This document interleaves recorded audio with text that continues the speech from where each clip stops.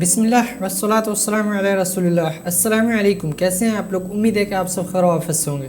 تو پہلے آپ یہ ویڈیو دیکھ لیجئے۔ چلتا پوچھو کتنا ڈسکاؤنٹ؟ ہم لوگ عورتوں کو کہتے ہیں مزار پہ جانا منع، یہ مسجد میں لے کر آتے ہیں۔ ہم لوگ سنت و نفل پڑھنے پر زور دیتے ہیں، یہ بولتے ٹوپی بھی ضروری نہیں ہے۔ میں تو بولتا ہوں پاجامہ بھی ضروری نہیں ہے، صحیح بخاری کی حدیث ہے، آج ٹائم نہیں ہے، بعد میں بتاؤں گا۔ میں تو بولتا ہوں پاجامہ بھی ضروری نہیں ہے، صحیح بخاری کی حدیث ہے، آج ٹائم نہیں ہے، بعد میں بتاؤں گا۔ میں تو بولتا ہوں پاجامہ بھی ضروری نہیں ہے، صحیح بخاری کی حدیث ہے، آج ٹائم نہیں ہے، بعد میں بتاؤں گا۔ ابھی آپ کو علی بھائی کی ویڈیو دھیان سے دیکھنا ہے۔ قرآن کا مقصد جو ہے وہ تو تذکیر ہے، اس سے نصیحت حاصل کرنا۔ وَأُوحِيَ إِلَيَّ هَذَا الْقُرْآنُ لِأُنذِرَكُم بِهِ وَمَن بَلَغَ۔ اے نبی تم فرماؤ میں نے قرآن اس لیے تم پر وحی کیا تاکہ تم اس کے ذریعے ڈر سنا دو، اور جس تک بھی یہ کتاب پہنچے اس کو انسٹرومنٹ آف دعوت نبی الاسلام کی قرآن ہے۔ اب وہ فضائل مال میں انہوں نے کیسے جان چھڑوائی اس سے؟ انہوں نے کہا جی احمد بن حنبل فرماتے ہیں کہ ایک رات میں نے خواب میں اللہ تعالیٰ کو دیکھا۔ کڈی وڈی کہانی ہے یارا، یعنی یہ پیکج اگر آفر ہونا ہوتا نا تو حضرت موسیٰ علیہ السلام کو آفر ہوتا، جو سورہ الاعراف کی آیت نمبر 143 میں آیا، جب انہوں نے خواہش کا اظہار کیا تو اللہ تعالیٰ نے کیا فرمایا؟ لن ترانی، تو مجھے نہیں دیکھ سکتا بلکہ پہاڑ کی طرف دیکھ۔ وہاں اللہ تعالیٰ فرما سکتا تھا کہ نہیں، میں بعد میں امام حنیفہ کو بھی 100 دفعہ زیارت کروانی ہے، احمد بن حنبل کو بھی کروانی ہے، خواب والا پیکج ہے وہ لے لو۔ ہاں، خواب والا پیکج نبی علیہ السلام کے لیے ہے، وہ جامع ترمذی میں موجود ہے۔ نبی علیہ السلام نے خواب میں اللہ تعالیٰ کو دیکھا، وہ بالکل صحیح سند کے ساتھ ہے۔ یہ حدیث ترمذی میں بھی ہے، مسند احمد میں بھی ہے، مشکات میں اس کا نمبر 748 ہے۔ اس حدیث کو امام ترمذی نے صحیح کہا اور ساتھ لکھا کہ میں نے اپنے استاد امام بخاری سے اس حدیث کے بارے میں خود پوچھا تھا، یعنی جنہوں نے صحیح بخاری لکھی ہے، تو انہوں نے فرمایا یہ حدیث صحیح ہے۔ یہ اگرچہ بخاری میں نہیں ہے لیکن اس حدیث کو امام بخاری نے انڈورس کیا ہے، اور امام ترمذی نے سند کی ضرورت نہیں، انہوں نے ڈائریکٹ امام بخاری سے اس حدیث کے بارے میں پوچھا ہوا ہے، اور انہوں نے ساتھ لکھا ہے یہ حدیث صحیح ہے کہ نبی علیہ السلام نے اللہ تعالیٰ کو خواب میں دیکھا۔ وہ اس پہ میری تفصیلی ویڈیو ہے، وہ آپ الگ سے دیکھ لیں۔ کہتے ہیں جی احمد بن حنبل نے دیکھا اور انہوں نے پوچھا یا اللہ میں تیرا قرب حاصل کرنا چاہتا ہوں، اس کے لیے سب سے بنیادی چیز، سب سے ضروری چیز، سب سے آسان ذریعہ کیا ہو سکتا ہے؟ تو اللہ تعالیٰ نے فرمایا کہ قرآن کی تلاوت کرنا۔ ظاہر ہے بالکل صحیح بخاری میں حدیث ہے کہ تم میں سب سے بہتر وہ ہے جو قرآن سیکھے اور سکھائے۔ ہاں، پڑھے پڑھائے نہیں، سیکھے اور سکھائے۔ سیکھنا سکھانا صرف یہ نہیں ہے کہ آپ اس کی قرات کرنے کا فن سیکھیں، اس کی تعلیمات کو سیکھنا بھی ہے۔ تو اب اللہ تعالیٰ نے آگے سے جواب دیا احمد بن حنبل، اب وہ کہانی لکھی ہے فضائل مال میں، اب کیا کریں، مجبوراً شرم آتی بیان کرتے ہوئے بھی۔ تو جب یہ اللہ تعالیٰ نے فرمایا کہ میری کتاب، تو احمد بن حنبل نے آگے سے پوچھا کہ یا اللہ سمجھ کے یا بغیر سمجھ کے؟ انہوں نے سمجھا کہ احمد بن حنبل کو دیوبندی مولوی تھا یا کوئی تبلیغی جماعت کا کوئی بسترا اٹھانے والا تھا، جس کے دماغ میں فوراً آیا کہ سمجھ کے کہ بغیر سمجھ کے۔ یعنی وہ لوگ تو تھے ہی عرب، تو ان کو سمجھ کے بغیر سمجھ سے کیا؟ یہ تو پوچھنے کی ضرورت ہی نہیں ہے، کس کو انکار ہے؟ ترمذی میں حدیث ہے کہ قرآن کے ہر حرف کے اوپر 10 نیکیاں ہیں، اور پھر نبی علیہ السلام نے فرمایا کہ میں نہیں کہتا کہ الف لام میم یہ ایک حرف ہے، بلکہ یہ 3 حرف ہے۔ الف الگ سے ایک حرف ہے، لام الگ سے ہے، میم الگ سے ہے۔ اب یہ الف لام میم سے مراد حروف مقطعات بھی ہو سکتے ہیں، اور الف لام میم سے مراد علم بھی ہو سکتا ہے۔ علم تری کیف فعل ربک باصحاب الفیل، دونوں معنی درست، لیکن نبی علیہ السلام نے بیسیکلی یہ بتایا کہ ہر حرف پہ 10 نیکیاں، اس سے کس کو انکار ہے؟ وہ تو سائیڈ بینیفٹ ہے۔ مجھے بتائیں کہ احمد بن حنبل یہ کیسے جرت کر سکتے تھے؟ اور پھر آگے سے اللہ تعالیٰ پہ جھوٹ باندھا کہ اللہ تعالیٰ نے فرمایا کہ خواہ سمجھ کے پڑھو خواہ بغیر سمجھ کے۔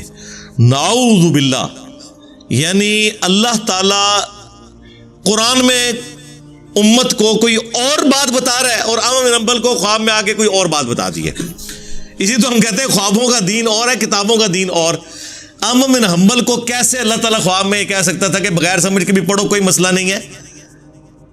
جبکہ قرآن میں آپ کو بتاتا ہوں درجنوں آیات ہیں، لیکن اس کا ایک بڑا آپ سمجھ لیں کلائمیکس سورہ صاد میں ایک آیت ہے, بڑی ایکسٹراڈنری آیت ہے, وہ آپ کو یہ فلسفہ سمجھا دے گی کہ قرآن نازل کس لیے ہوا ہے. آیت نمبر 29 سورہ صاد, سورت نمبر 38 آیت نمبر 29. کتاب انزلناہ الیک مبارک, یہ کتاب یعنی قرآن جو آپ کی طرف اللہ تعالیٰ نے نازل فرمائی ہے ہماری طرف سے آپ کی طرف, یہ وہ بابرکت کتاب ہے. لیدبروا, یہ نازل اللہ تعالیٰ نے فرمایا میں نے اس لیے کی ہے تاکہ لوگ تدبر کریں آیات ہی, اس کی آیات پر, تلاوت نہیں صرف تدبر, غور و تفکر کریں. وَلِيَتَذَكَّرَ أُولُو الْأَلْبَابِ, اور نصیحت حاصل کریں اس سے جو عقل والے ہیں, یعنی جو مینٹل ہے, پاگل ہے, مجنون ہو گیا ہے, دماغ خراب ہو گیا ہے, اس کے اوپر تو شریعت کا قلم اٹھ گیا. جس کو اللہ نے عقل دیا ہے, جو روٹی منہ کے راستے کھاتا ہے, ویسے تو پاگل بھی منہ کے راستے ہی کھاتے ہیں, یعنی جو تھوڑا بہت اپنا دماغ استعمال کر سکتا ہے نا, قرآن میں اس کے لیے نصیحت ہے. انہیں جی وہ متقین کے لیے, جی ہدی للمتقین. آپ کو کس نے یہ بات بتا دی ہے کہ متقین کا مطلب داڑھی پگڑی پیری مریدی ڈگری ہے؟ اس کا تو مطلب ہے عام بندے کے لیے ہدایت ہی نہیں ہے. اور پھر قرآن کی اس آیت کا کیا کریں گے؟ ہدی للناس وبینات من الہدی والفرقان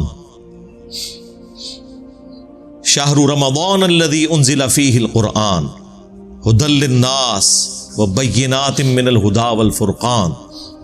رمضان کا مہینہ وہ ہے جس میں قرآن نازل ہوا جو پوری انسانیت کے لیے ہدایت ہے.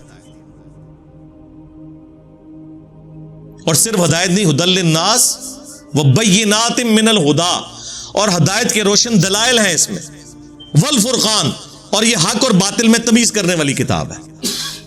صحیح بخاری میں نبی علیہ السلام کے لیے بھی آیا محمد فرق بین الناس, محمد لوگوں میں حق اور باطل کے درمیان فرق ہے, صلی اللہ علیہ وآلہ وسلم. تو ہدی للمتقین کا مطلب ہے ہدایت ہے ان کے لیے جو ڈر جائیں. وہ داڑھی والا بھی ہو سکتا ہے, بغیر داڑھی والا بھی ہو سکتا ہے, نمازی بھی ہو سکتا ہے, بغیر نمازی بھی ہو سکتا ہے, جو ڈر جائے اس بات سے کہ جس اللہ نے میری مرضی کے بغیر مجھے پیدا کیا وہ میرے ساتھ کچھ بھی کر سکتا ہے, اور مرنے کے بعد مجھے پیش ہونا ہے اس کے سامنے. جو بھی اس تصور سے ڈر گیا اس کے لیے قرآن میں ہدایت ہے. اور جو اس تصور سے نہیں ڈرا, چاہے وہ کسی اسلامی جماعت کا امیر ہی ہو, کوئی مذہبی پیشوائی ہو, 2 فٹ لمبی اس کی داڑھی ہو, اور پورے تھان جتنی اس نے پگڑی سر پہ باندھی ہوئی ہو, اس کے لیے قرآن میں کوئی ہدایت نہیں ہے اگر وہ ڈرتا نہیں ہے. ہدی للمتقین کا مطلب یہ ہے. ہدی للمتقین کہتے ہیں, ساتھ ہی اپنے بزرگوں کے نام لینا شروع کر دیتے ہیں. وہ بزرگ جنہوں نے اپنے ناموں کے کلمے پڑھائے, وہ بزرگ جنہیں دوسرے فرقوں کے بزرگ کافر کہیں اور وہ ان کو کافر کہیں, یہ بزرگوں کا ٹوٹل سٹیٹس ہے ان کے. تو بات کہاں سے سٹارٹ ہوئی تھی؟ یہ کرامت ہی ہوتی ہے, کبھی میرے پہ کوئی کیفیت طاری ہو جائے. وہ سوال ایسا تھا کہ مجھے اچانک ذہن میں آیا کہ یہ بڑے عرصے سے ادھار تھا میرے اوپر کہ میں ایسے ویڈیو ریکارڈنگ میں آفیشلی بھی لے کے آؤں کہ ایک رات میں 2 قرآن تھے, 3 قرآن تھے, 8 قرآن, خدا دا نہ آ جائے, اللہ کو ڈر جاؤ اللہ کرو. یہ 30 پارے بھی قرآن کے جو بعد میں بنائے گئے صرف اس لیے, صحابہ کرام کے زمانے میں 7 دن میں قرآن مکمل ہوتا تھا, اور وہ قرآن کی 7 منزلیں ہیں. بعد میں جب لوگوں کی مصروفیات بڑھ گئیں تو 30 پارے کیے گئے کہ چلو روزانہ کا 1 پارا پڑھ لیا جائے. یہ روزانہ کے 8 قرآن, یا رات کو کھڑے ہو کے ایک ٹانگ پہ 15 سپارے, دوسرے پہ 15 سپارے, یہ تو اس چیز کو تو اس زمانے میں تو گناہ ہی سمجھا جاتا تھا. بخاری مسلم دونوں میں حدیث ہے کہ 3 اصحاب نبی علیہ السلام کی غیر موجودگی میں آئے اور امہات المومنین سے انہوں نے پردے میں پوچھا کہ نبی علیہ السلام کی دن رات کی روٹین کیا ہے, اور انہوں نے گمان کیا کہ حضور کی تو روٹین بڑی نارمل سی ہے, آپ کوئی زیادہ عبادت نہیں کرتے, نہ اس طرح زیادہ نمازیں پڑھتے ہیں, نہ زیادہ روزے رکھتے ہیں. تو انہوں نے آپس میں گفتگو کی کہ اللہ کے نبی تو بخشائے, انہیں تو ضرورت ہی نہیں ہے. ایک شخص نے کہا کہ میں شادی نہیں کروں گا پوری زندگی, اللہ کروں گا. دوسرے نے کہا کہ میں روزانہ روزہ رکھوں گا, اور تیسرے نے کہا کہ میں روزانہ پوری رات جاگ کے نماز پڑھا کروں گا. اب یہ تینوں وہاں اقوال زرعی ارشاد فرما کے جب چلے گئے اور اللہ کے نبی علیہ السلام واپس آئے تو اللہ کے نبی کو بتایا گیا کہ یہ آپ کے اسٹوڈنٹس اس قسم کی گفتگو کر کے گئے ہیں. حضور جلال میں آ گئے. آپ نے کہا کہ بلاؤ ان کو. انہوں نے سمجھا ہے کہ سانو کوئی تمغہ دینے لگے نے. اللہ کے نبی علیہ السلام فرمایا کہ یہ کیا تم نے کلیم کیے ہیں؟ یہ میں روزہ رکھتا بھی ہوں، چھوڑ بھی دیتا ہوں، نفلی روزے رکھتا ہوں، نہیں بھی رکھتا، رات کو میں سوتا بھی ہوں، عبادت بھی کرتا ہوں، اور نکاح تو میری سنت ہے. جس نے میری سنت سے اعراض کیا، من رغب عن سنتی فلیس منی، اس کا مجھ سے کوئی تعلق نہیں ہے. اسی حدیث کے اوپر امام بخاری نے باب بند ہے کہ عبادت میں غلو کرنا مکروہ ہے. دین میں ناپسندیدہ عمل ہے نمازوں میں، نوافل میں غلو کرنا. بخاری مسلم حدیث ہے، عبداللہ بن عمر بن عاص کی شکایت حضور تک پہنچی کہ جی ان کی بیوی کی جانب سے کہ یہ روزانہ جناب روزے رکھتا ہے، رات کو عبادت کرتا ہے. نبی علیہ السلام نے بلا کے ڈانٹا. آپ نے فرمایا کہ یہ کیا، اگر روزانہ رات کو جاگو گے تو اندھے ہو جاؤ گے. اب حضور کو اگر کوئی بتائے کہ یا رسول اللہ آپ کے بعد آنے والے لوگوں نے کیا کام ڈالے ہیں، کتنے صوفیاء کے بارے میں تذکرۃ الاولیاء میں لکھا ہوا ہے کہ رات کو وہ نمک کا سرما آنکھوں میں لگاتے تھے تاکہ جا کے عبادت کر سکے، اور آپ کیا فرما رہے ہیں، اندھے ہو جاؤ گے. اور وہ جو بخاری مسلم کی حدیث کے ایک رسی لٹک رہی تھی، حضرت سیدہ زینب حضور کی بیٹی، وہ باندھ کے نماز پڑھتی، میں کھولو رسی، جب تک طبیعت ساتھ دے نماز پڑھو، پھر چھوڑ دو. یہ کیا ہے کہ جوڑے کے ساتھ رسی باندھی ہوئی ہے، یعنی کتنا یہ غلو. آپ مجھے بتائیں عبد القادر جیلانی یا امام حنیفہ کی طرف جو منسوب ہے، اگر انہوں نے کیا تو اللہ انہیں معاف کرے، اگر انہوں نے نہیں کیا تو اللہ تعالیٰ پچھلوں کے اوپر غضب نازل فرمائے جنہوں نے ان کی طرف جھوٹ منسوب کیا کہ عشاء کے وضو سے فجر کی نماز پڑھتے تھے. ہاں اگر یہ ہے کہ وہ آخری آدھے گھنٹے میں اٹھ کے عشاء پڑھتے تھے اور پھر اسی وضو سے فجر، پھر تو ٹھیک ہے، وہ تو ساڑھے کافی سارے اسٹوڈنٹ انجی کر دینے، پھر مغرب بھی بے شک نال پڑھ لیں، کوئی مسئلہ نہیں، نمازیں جمع ہو سکتی ہیں. لیکن اگر اس سے مراد یہ عام روٹین لے رہے ہیں تو یہ ہے بھی جھوٹ ہے اور ناپسندیدہ عمل. امام بخاری نے باقاعدہ باب باندھا ہے اس حدیث میں. تو عبداللہ بن عمر بن عاص کو نبی علیہ السلام نے کہا کہ تیری آنکھیں اندھی ہو جائیں گی، تیرے جسم کا بھی تجھ پہ حق، تیری بیوی کا بھی تجھ پہ حق. اور پھر آپ نے فرمایا کہ روزانہ روزے نہ رکھو، ایک دن چھوڑ کے ایک دن روزہ رکھ لیا کرو، یہ داؤدی روزے ہیں. اور روزانہ روزہ رکھنے والا گویا ایسا ہے کہ وہ روزہ رکھتا ہی نہیں. دیکھیں بالکل الٹ بات، یعنی اللہ کے حضور زیرو سے ملٹیپلائی. ہم تو سمجھتے ہیں کہ کام زیادہ میٹھا تیز کر دو تو میٹھا ود جانا ہے. اسلام میں اگر آپ نے میٹھا تیز کیا تو وہ چیز ریجیکٹڈ ہو جائے گی، وہ بدعت ہو جائے گی. تو میرے بھائی امید ہے کہ آپ کو یہ ویڈیو پسند آئی ہوگی اور بات سمجھ میں آئی ہوگی. اب بات کر لیتے ہیں پہلے والے ویڈیو میں، جہاں پہ ایک مولانا صاحب جو ہے وہ مطلب ایک صحیح چیز کو کرٹیسائز کرتے ہوئے کہتے ہیں کہ کچھ لوگ ہیں جو کہتے ہیں کہ بغیر ٹوپی کے نماز ہو جاتی ہے، اور کہ یہ لوگ یہ کہتے ہیں کہ ہم لوگوں کو، مطلب وہ مولانا کا کہنا تھا کہ ہم لوگوں کو ترغیب دلاتے ہیں سنت اور نفل کے جیسی عبادت کا ترغیب دلاتے ہیں، اور یہ لوگ کہتے ہیں بغیر ٹوپی کے نماز ہو جائے گی. اور اسی طرح اور ایک اعتراض کر رہے تھے کہ ہم لوگ عورتوں کو مزارات پہ جانے کے لیے منع کر رہے ہیں، اور یہ لوگ بول رہے ہیں کہ مسجد میں آؤ. حالانکہ یہ سارا جو ہے یہ کتابوں میں لکھا ہوا ہے، یہ کوئی گھڑی ہوئی بات نہیں ہے کہ اس پر اعتراض کیا جائے. اور اعتراض کرتے کرتے یہ بولتے ہیں کہ بغیر پیجامہ کی بھی نماز ہو جائے گی، نعوذ باللہ کہتے ہیں کہ بخاری میں لکھا ہوا ہے، نعوذ باللہ.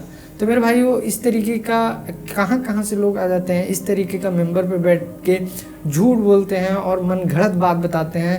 مطلب کہتے ہیں کہ بغیر سلوار کی بھی نماز ہو جائے گی، بخاری میں لکھی ہوئی ہے، اور میں دلیل جو ہے وہ آج نہیں بلکہ بعد میں بتاؤں گا. نعوذ باللہ. جھوٹوں پہ اللہ کی لعنت ہو جو اس طریقے کا جھوٹ کرتے ہیں، وہ بھی ممبر رسول پہ بیٹھ کے.